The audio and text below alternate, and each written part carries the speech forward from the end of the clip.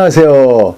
자, 이 시간에는 우리 가정에서 부부 생활, 또 부모 자식 생활, 여기서 띠와 띠가 어떤 작용을 이제 하느냐에 따라서 행복하다, 아니면 불행하다, 뭐 이런 등등의 얘기가 나오겠죠. 그 관계에 대해서 요걸 우리가 이제 궁합이라고 보통 얘기를 합니다. 부부 간의 궁합, 자식과 부모 간의 궁합, 요런 거. 자, 이게 이제 동양학적으로 보면은, 굉장히 잘 맞아요. 근데 가끔 안 맞는 수도 있으니까, 그거는 10개 중에 한두 개가 그런 경우가 있는데, 그거 갖고 너무 탓하지 마세요. 자, 그럼 이 시간에는 원숭이띠와 토끼띠에 관해서 얘기를 합시다. 둘이서 부부로 만났다거나 부모 자식으로 만났다거나 이런 얘기. 자, 근데 원숭이와 토끼에 대해서 이런 게 있어. 토원후불령이라. 토는 원망을 한다.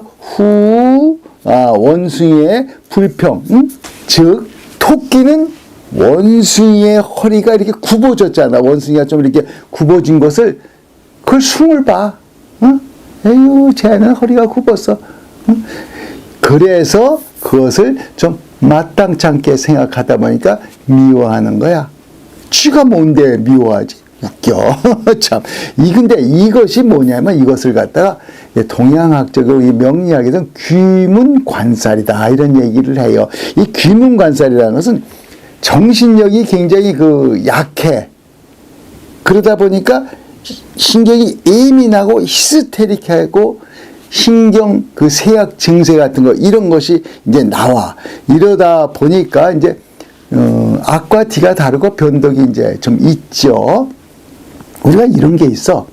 어떤 사람하고 만나면 서로 정상적으로 뭐 좋은 얘기 많이 해. 근데 어떤 사람하고 만나면은 내가 뭐지?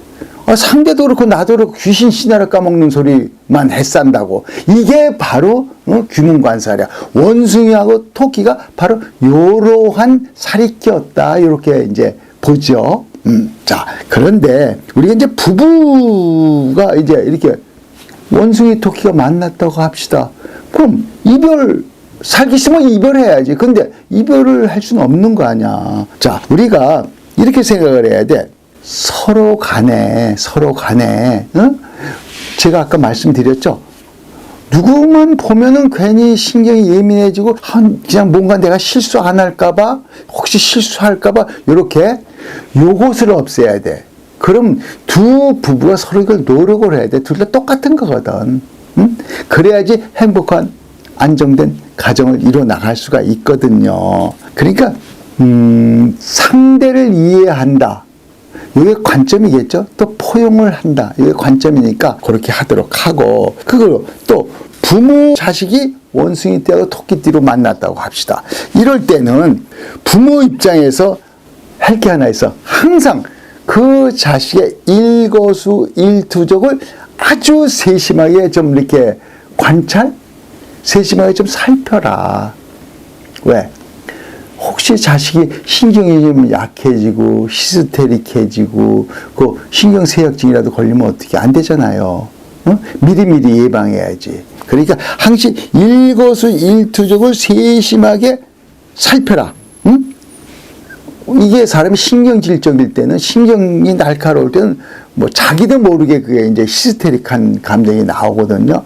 요거를 최대한대로 없애도록 이 부모가 노력을 해야 됩니다. 특히 이제 토끼와 원숭이띠 둘이 이렇게 만났을 때는 어떤 때는 기가 막힌 작품이 나옵니다. 기가 막힌 아이디어 나오니까 그런 거 대단한 거거든. 아무나 나오는 거 아니에요. 그러니까 그런 것도 있다는 것을 명심하시고, 자, 그렇게 해서 서로 이해하고 포용하고 아주 자식한테는 아주 일거수일투족을 정말 많이 살펴갖고 이렇게 삐뚤어대는 거 없이 좀 하시면 좋겠고요.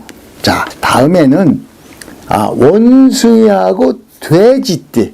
원숭이하고 돼지띠는 이게 상해살이라고 해요. 서로 그냥 못마땅한 거지 뭐 서로. 그래서 어떻게 하면 그냥 상대가 좀 안 되면 좋다고 그러지. 응? 잘 되면 좋다고 해야 되는데 못된 거야. 그거 하여튼. 그런데 이럴 때 부모는 한 가지 생각해. 사랑밖에 난 몰라. 누구더라? 어느 가수가 그 노래 가사인지 제목인지 있어요. 사랑밖에 난 몰라. 요것만 부르짖어. 부부간이건 부모 자식간이건 사랑밖에 난 몰라. 요거를 귀에 그냥 못이 박히도록 그냥 그걸 좀 했으면 좋겠어요. 어? 자, 그리고 이런 거지 뭐. 세상에서 제일 위대한 게 사랑이죠. 부모의 사랑이 됐건 뭐 부부의 사랑이 됐건 어찌됐든 사랑은 위대하다. 사랑 앞에는 전부 다 모든 것을 다 담을 수가 있다. 요 것을 명심을 하셔야 됩니다. 네가 잘났다. 내가 잘났다.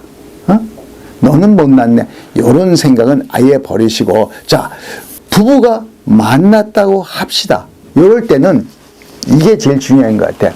만약에 이제 부인이 아주 능력이 좋은 사람이야. 대학원까지 나와서 박사야.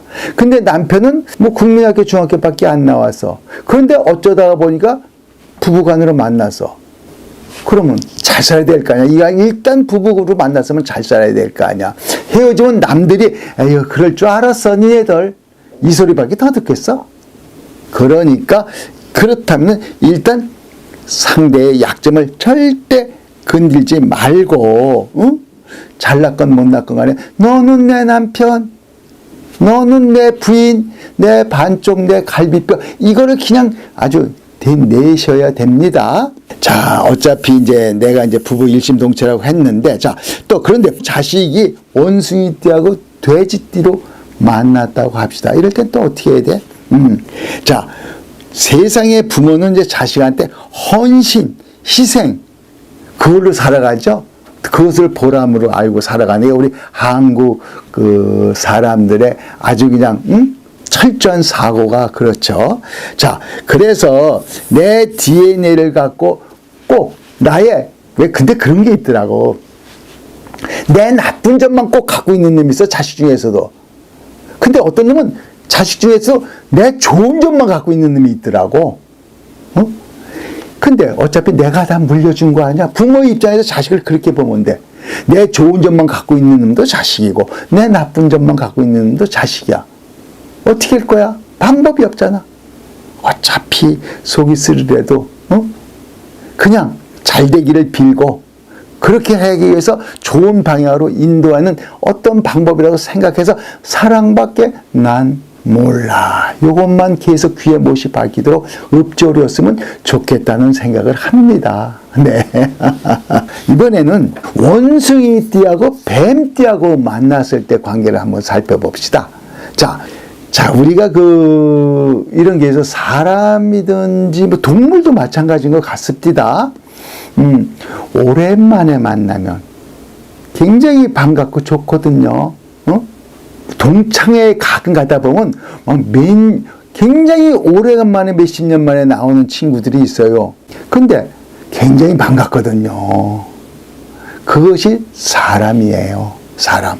즉 무슨 말을 하고 싶은가 하면은 아무리 좋은 사랑, 사랑이 넘치는 사랑, 이런 사람에도 계속 붙어 있어봐. 그래서 우리가 그런 말을 해요. 부부가 같이 하는 장사는 하지 마라. 하루 종일 붙어 있으면은 짜증나는 거야. 우리가 사랑을 할 때 연인 사이로 지낼 때는 눈에 콩꺼풀 쐬었다고 그러죠. 그래서 무조건 좋아. 근데 결혼하다 보면 6개월 만에, 1년 만에 상대 나쁜 점 다 알게 돼. 그럼 그다음부터 에이 뭐야 뭐 이렇게 되는 경우가 많아요. 그렇게 되면 안 된다 이거야. 자, 원숭이하고 이제 그 뱀띠하고 만나면 이게 형살이라고 합니다. 이게 형살 좋은 거 아니거든요. 상대한테 내가 벌을 준다는 것이고 상대는 또 벌을 받는다는 얘기거든요. 자, 그래서 우리가 이제 그 초심이 되는 말 있죠. 초심이 깨지지 않도록 노력을 해야 되는데 부부가 뱀띠와 원숭이띠로 만났다고 합시다. 그럼 어떻게 해야 돼? 직업이 문제야, 직업이. 자, 주말 부부 원양어선을 탄다. 그래서 몇 달에 한 번, 1년에 뭐 2번. 또 이런 것도 있어. 야간업소에 근무를 하시는 분 같으면 밤에 일하고 낮에 와서 자. 자, 그러한 직업을 가졌다.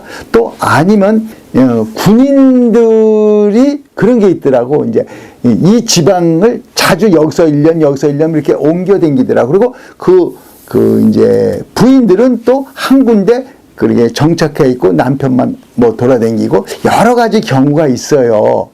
그리고 또 이제 이런 것도 있다. 우리가 왜 그 경찰 형사들 있죠. 형사들 집에 잘 못 들어옵니다. 그래갖고 그냥 부인만 보면 쩔쩔쩔쩔 밖에선 되게 무섭잖아 이 형사들. 근데 집에 들어가면 부인들한테 쩔쩔쩔 매거든. 자, 이런 관계. 자, 이런 관계일 때는 이 원숭이와 뱀띠가 만나서 형살이라는 것을 가졌더라도 이거 전혀 1%도 관계가 없다. 자, 그래서 직업을 어떻게 갖느냐에 따른 게 있으니까 아마 그렇게 서로 자주 안 보는 그런 환경이 됐으면 좋겠다. 이런 말씀을 드리고 싶네요. 자, 그리고 부모 자식이 뱀띠 원숭이띠를 이렇게 만났다고 칩시다. 이럴 때도 이런 걸 해야 돼. 일단 일찌감치 부모한테 떨어져서 생활하는 거. 이런 걸 해야 돼요. 저 같은 경우에 이런 게 있었어. 저는 시골 출신이에요. 그런데 제가 중학교 때부터 서울로 와서 유학을 했어요. 우리 부모님이 좀 이렇게 머리가 깨셨던 분이야. 그래서 중학교, 고등학교, 대학교 하다못해 군대 생활도 서울에서 했어요. 저는. 그러다 보니까 부모가 일찌감치 떨어진 거 아니에요. 이렇게 요즘에 운동선수들도 그렇더라고. 일찌감치 그 합숙 생활을 하다 보니까 일찌감치 부모를 떨어져 살고 이런 관계를 좀 맹기렸으면 좋겠다. 그리고 조금 나이 들으면 바로 유학 보내면 되는 것이고. 근데 뭐 다 돈이잖아? 이렇게 얘기하면 할 말 없어. 그건 부모가 돈을 못 버는 것도 부모의 책임이야. 그럼 돈을 열심히 버세요. 자, 제가 이제 말을 뭐 이런 말도 드렸는데 일단 일찌감치 자식은 독립하고 그리고 부모는 거기에서 서로 이렇게 같이 붙어 있으면서 그런 이제 좋지 않은 우리가 흔히 말하는 흉하다는 그런 것을 이제 없애는 것을 하면은 서로가 이제 안정되고 평화로운 그런 사이가 되겠다. 이 말씀을 제가 이제 드립니다. 자, 여기서 한마디 더 하고 갑시다. 자, 어떠한 것이든지 어떠한 일이든지 간에 사람은 자기 자신의 마음 먹기에 딸린 겁니다. 요 마음을 먹기에 따라서 어떠한 살이다, 어떠한 나쁜 흉한 것이다, 이것이 근접을 못하는 겁니다. 방법도 좋고 하지만 근본적인 마음의 자세부터 확실하게 가지시면 더욱더 현명하다. 이 말씀을 제가 끝으로 드립니다. 자, 참고하셨으면 감사하겠습니다. 네, 감사합니다.